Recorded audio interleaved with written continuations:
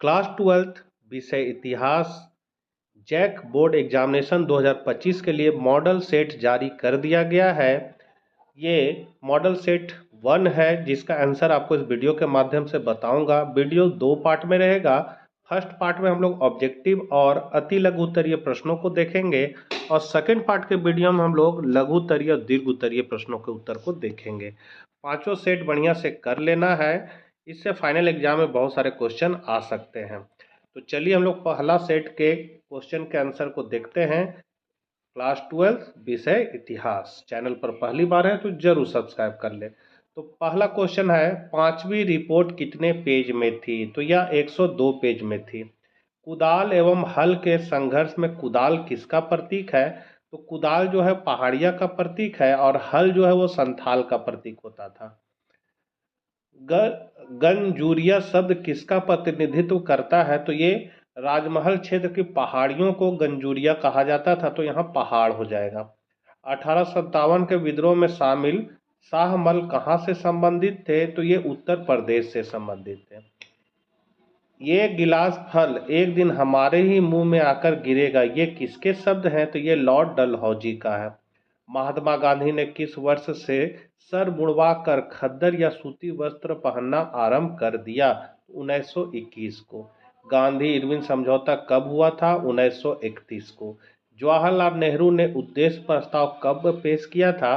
13 दिसंबर 1946 को। Royal Indian navy के सिपाहियों का विद्रोह कब हुआ? तो ये हुआ था 1946 को। संविधान सभा में कुल कितने सत्र हुए? 11। सती बालिका का वृत्तांत किसके द्वारा दिया गया? बर्नियर। अलवार किसके उपासक थे? तो विष्णु के।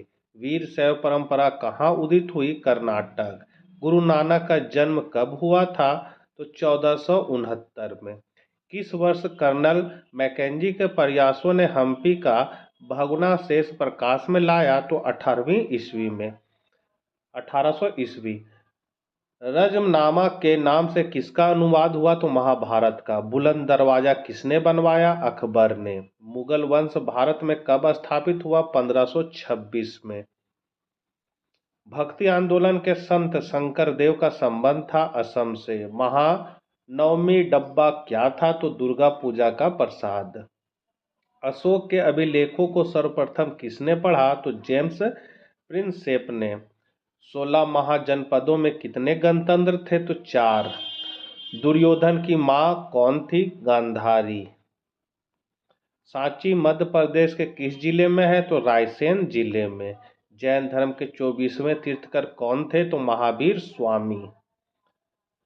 तृतीय बौद्ध संगीति कहाँ आयोजित हुई? पाटलिपुत्र। नालंदा विश्वविद्यालय की स्थापना किसने की? तो कुमार गुप्त ने। हड़प्पा की खुदाई दयाराम साहनी द्वारा किस वर्ष की गई? 1921 को। हड़प्पा सभ्यता का सबसे बड़ा नगर मोहनजोदाड़ो लगभग कितने हेक्टेयर में फैला हुआ था? तो 250। महावीर स्वामी की मृत्यु कहाँ हुई थी? पावापुरी। अति लघु उत्तरीय प्रश्न है, प्राचीन भारतीय इतिहास के अध्ययन के कौन कौन से स्रोत हैं? तो प्राचीन भारतीय इतिहास के अध्ययन के कई स्रोत हैं, जिनमें साहित्यिक स्रोत है, पुरातात्विक स्रोत, विदेशी विवरण और जनजातीय गाथाएं शामिल हैं। सगुण भक्ति क्या है? तो ईश्वर के रूप, आकार और गुणों में विश्वास करके उनका बखान करने वाली भक्ति को सगुण भक्ति कहते हैं। स्वतंत्रता आंदोलन में त्रिमूर्ति के नाम से कौन कौन प्रसिद्ध थे? तो स्वतंत्रता आंदोलन में लाला लाजपत राय, बाल गंगाधर तिलक और विपिन चंद्र पाल को त्रिमूर्ति के नाम से जाना जाता था। दांडी यात्रा कब और कहां से आरंभ हुई? तो 12 मार्च 1930 को साबरमती आश्रम से ये आरंभ हुई थी।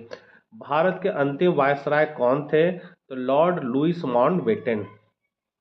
स्वतंत्र भारत के पहले गृह मंत्री कौन थे? तो गृह मंत्री थे आपका सरदार वल्लभ भाई पटेल।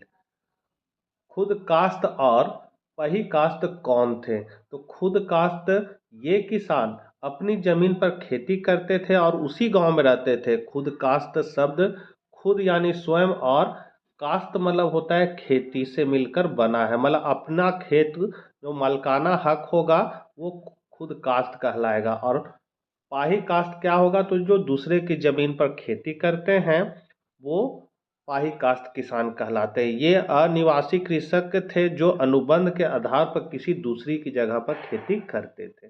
विजयनगर किस नदी के तट पर स्थित है, तो सन 1336 ईस्वी में कृष्णदेव राय के आचार्य हरिहर ने वैदिक रीति से शंकर प्रथम का राज्याभिषेक संपन्न किया और तुंगभद्रा नदी के किनारे विजयनगर नामक नगर का निर्माण किया। तो शॉर्टकट में हम लोग लिखेंगे विजयनगर किस नदी के तट पर स्थित थी, तो तुंगभद्रा नदी के किनारे।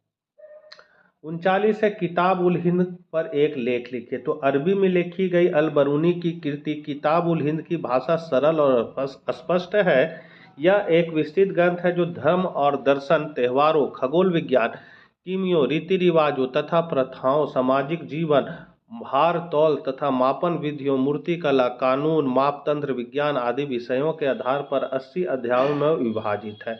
समानता, अल बरूनी ने प्रत्येक अध्याय में एक विशिष्ट शैली का प्रयोग किया, जिसमें आरंभ में एक प्रश्न होता था, फिर संस्कृतवादी परंपराओं पर आधारित वर्णन और अंत में अन्य संस्कृतियों के साथ एक तुलना।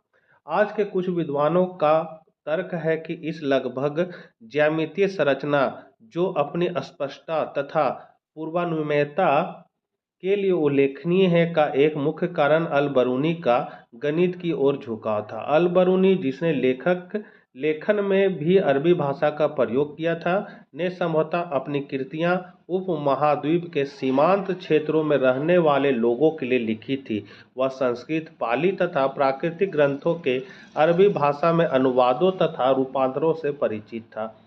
इनमें दंत कथाओं से लेकर खगोल विज्ञान और चिकित्सा संबंधी कृतियां सभी शामिल थी, पर साथ ही इन ग्रंथों की लेखन सामग्री शैली के विषय में उसका दृष्टिकोण आलोचनात्मक था और निश्चित रूप से वह उसमें सुधार करना चाहता था। 40 है, मनुस्मृति में वर्णित चांडालों का वर्णन करें।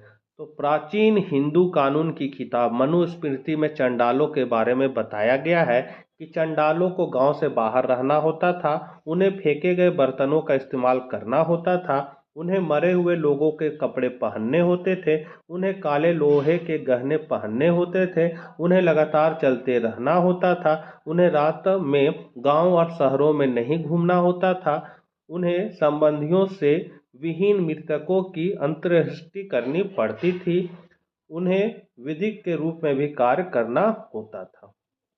त्रिपिटक के बारे में आप क्या जानते हैं? तो त्रिपिटक का शाब्दिक अर्थ है 3 टोकरियां, जिसमें की पुस्तक रखी जाती है। बुद्ध की मृत्यु के पश्चात उनके अनुयायियों ने उनकी शिक्षाओं का संकलन 3 पिटकों सूत पिटक, विनय पिटक एवं अधिधम्म पिटक में किया। इन्हें संयुक्त रूप से त्रिपिटक कहा जाता है। सूत पिटक में बुद्ध धर्म के सिद्धांत मिलते हैं, विनय पिटक में बुद्ध धर्म के आचार विचार एवं नियम मिलते हैं और अभिधम्म पिटक में बुद्ध का दर्शन मिलता है। जो इन तीनों पिटकों का ज्ञाता होता है उसे त्रिपिटकाचार्य कहा जाता है। श्रीलंका के विद्यालंकार विहार ने राहुल सांकृत्यान को त्रिपिटकाचार्य की उपाधि दी थी। बेसर्रा और बासर्रा में क्या अंतर है? तो सरिया मुसलमानों को निर्देशित करने वाला कानून है। यह कुरान शरीफ और हदीस पर आधारित है। सरिया का पालन करने वाले को बासरिया और सरिया की अवहेलना करने वाले को बेसरिया कहा जाता है। इनमें अंतर क्या है?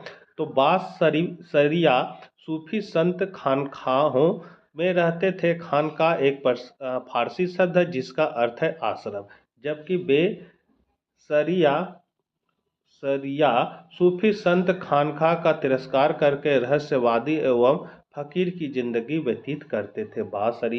बासरिया सिलसिले सरिया का पालन करते थे, किंतु बेसरिया सरिया में बंधे हुए नहीं थे। सुलह ए कुल की नीति को स्पष्ट कीजिए। तो अकबर की सुलह ए कुल की नीति धार्मिक सहिष्णुता की नीति थी। यह नीति विभिन्न धर्मों के अनुयायियों में अंतर नहीं करती थी। अपितु इसका केंद्र बिंदु था नीति शास्त्र की एक व्यवस्था जो सर्वत्र लागू की जा सकती थी और जिसमें केवल सच्चाई, न्याय और शांति पर बल था। सूर्यास्त कानून से आप क्या समझते हैं? तो यह कानून अस्थायी बंदोबस्त से संबंधित था जिसे ईस्ट इंडिया कंपनी ने सन 1794 ईस्वी में लागू किया था। कॉर्नवालिस ने 1794 ईस्वी में सूर्यास्त कानून बनाया। इसके तहत यह घोषणा किया गया था कि यदि पूर्व निर्धारित तिथि के सूर्यास्त तक सरकार को लगान नहीं दिया गया तो जमींदारी नीलाम हो जाएगी। इसके बाद 1799 और 1812 ईस्वी के रेगुलेशन के आधार पर किसानों को पूरी तरह जमींदारों के नियंत्रण में कर दिया गया। इसका परिणाम हुआ कि भू राजस्व की रकम अधिकतम रूप में निर्धारित की गई तथा इसके लिए 1790 से 91 ईस्वी के वर्ष को आधार वर्ष बनाया गया। निष्कर्षतः 1765 से 93 के बीच कंपनी ने बंगाल में भू राजस्व की दर में दुगुनी बढ़ोतरी कर दी। 1857 के विद्रोह का तत्कालीन कारण क्या था? तो 1856 ईस्वी में ब्रिटिश सरकार ने सैनिकों की पुरानी बंदूक ब्राउन बेस के स्थान पर न्यू एनफील्ड राइफल नामक नई बंदूकें देने का निश्चय किया। इन राइफलों का प्रयोग करने के लिए कारतूसों को राइफल में भरने से पूर्व मुंह से खोलना पड़ता था। जनवरी 1857 ईस्वी में बंगाल के बैरकपुर छावनी में यह समाचार फैल गए कि इन कारतूसों में गाय और सुअर की चर्बी लगी हुई थी, जिससे हिंदू और मुसलमान सैनिकों में आक्रोश उत्पन्न हो गया। इस प्रकार चर्बी वाले कारतूस 1857 के विद्रोह का तत्कालीन कारण बना। खिलाफत आंदोलन क्या था? तो खिलाफत आंदोलन 1919 से 1922 के मध्य भारत में मुख्य रूप से मुस्लिम बहुसंख्यक वर्ग द्वारा चलाया गया राजनीतिक धार्मिक आंदोलन था। इस आंदोलन का उद्देश्य मुस्लिमों के मुखिया माने जाने वाले टर्की के खलीफा के पद की पुनः स्थापना कराने के लिए ब्रिटिश सरकार पर दबाव डालना था। तो बच्चों 47 नंबर से आपका दीर्घ उत्तरीय प्रश्न है जिसको हम लोग सेकंड पार्ट के वीडियो में देखेंगे। सारे मॉडल क्वेश्चन को बढ़िया से मैं करवा दूंगा। चैनल पर पहली बार होंगे तो जरूर सब्सक्राइब कर ले और इस वीडियो को अपने मित्रों को जरूर शेयर करें। तो मिलते हैं नेक्स्ट वीडियो के साथ। जय हिंद, जय भारत।